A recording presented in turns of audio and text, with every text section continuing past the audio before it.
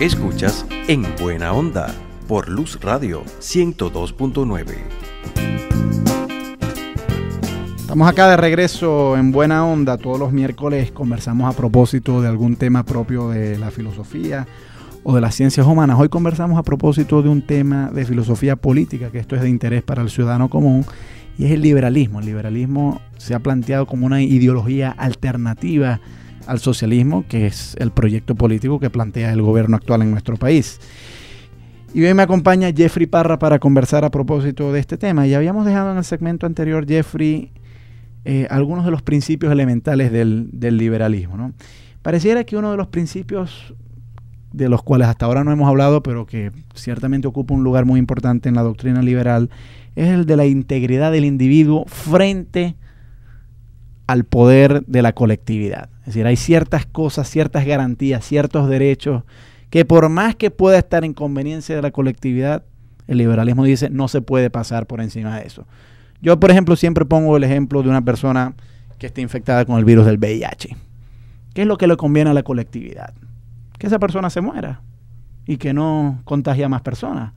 Pero claro, el liberalismo dice, bueno, pero un momento, hay un mínimo de derechos individuales que esa persona tiene. Lo más conveniente para la colectividad es que esa persona desaparezca. Pero hay un mínimo de libertades que esa persona tiene. La libertad de ser tratada bien, la libertad de ser atendida con medicinas, etcétera.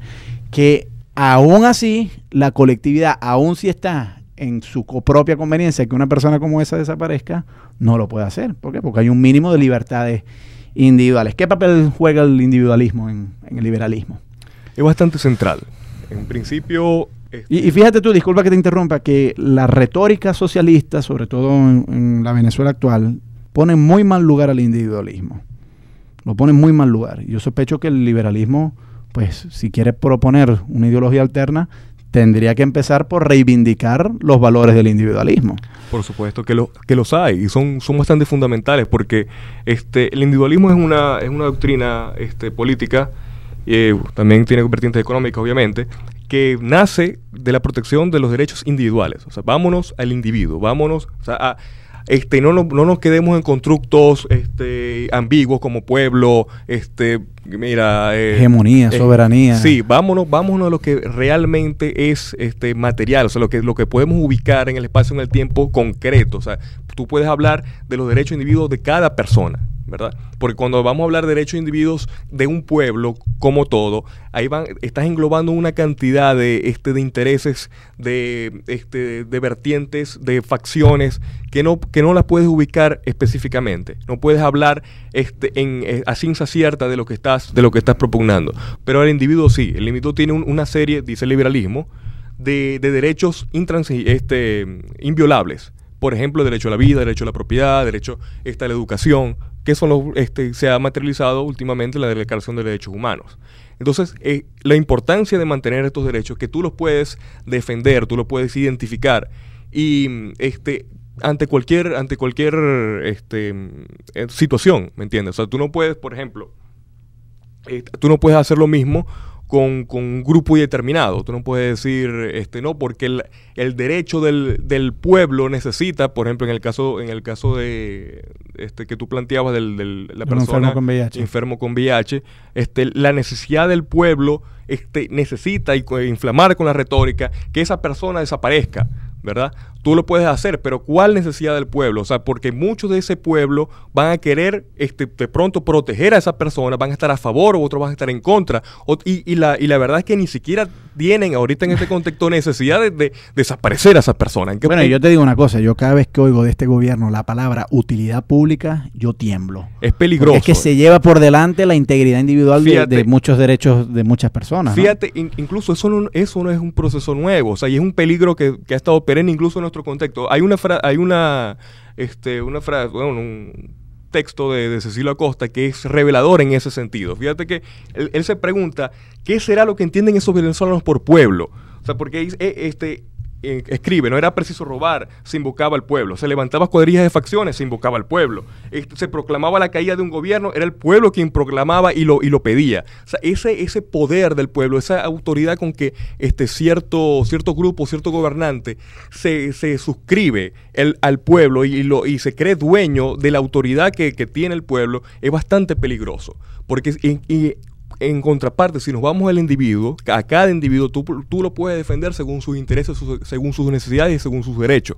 No es ambiguo, no tienes esa libertad para esa licencia para hacer lo que mejor parezca a tus intereses en el momento. Ahora, cuando los liberales hablan de libertad, hablan de dos tipos de libertad. La libertad positiva y la libertad negativa. ¿Cómo es esa diferencia?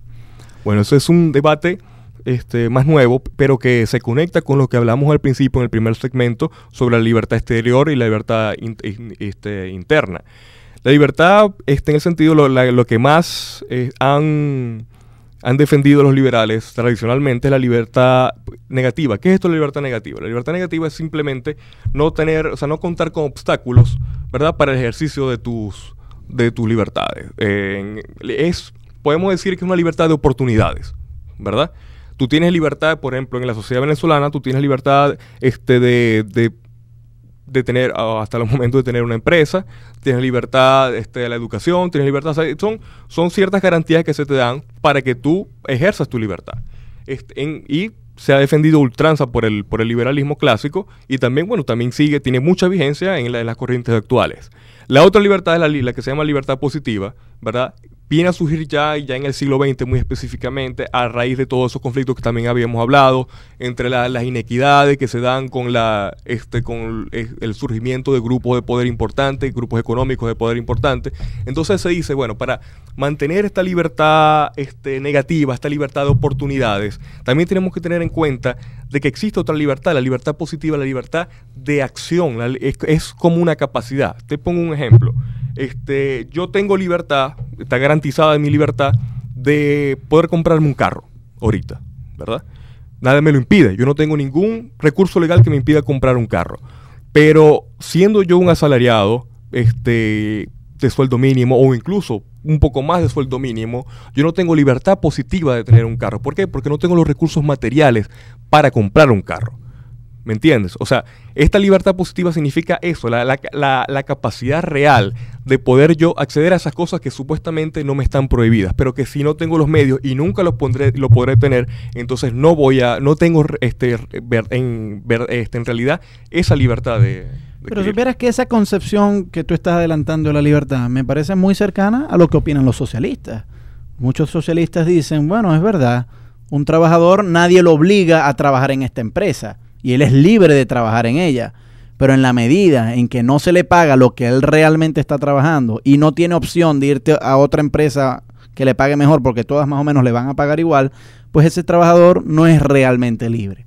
Entonces, no sé, pareciera que este concepto de libertad positiva acerca el liberalismo al socialismo, pero ¿cómo lo ves tú? Sí, los socialistas ciertamente han reclamado el ejercicio de esa libertad, pero la diferencia está en los medios como adquirirla. El liberalismo moderno, el liberalismo actual, reconoce la necesidad de esa libertad y se plantea medios muy distintos a los del socialismo para llegar a esa libertad. O sea, hay una reestructuración o una revisión de las políticas de mercado, hay una revisión de los instrumentos legales, pero siempre fiel a los principios fundamentales del liberalismo. Hay una preocupación actual por conseguir ese tipo de libertad positiva que es la contraparte de la libertad de oportunidad, libertad de derecho. Estamos conversando con Jeffrey Parra de la Facultad de Humanidades y Educación de nuestra Universidad del Zulia a propósito del liberalismo, esa doctrina política que postula la libertad de todos los seres humanos y que hoy se ha planteado como alternativa frente al proyecto del socialismo del siglo XXI que promueve el gobierno actual. Vamos a escuchar para esta pausa musical un tema de Ana Torroja y Miguel Bosé, el tema Corazones.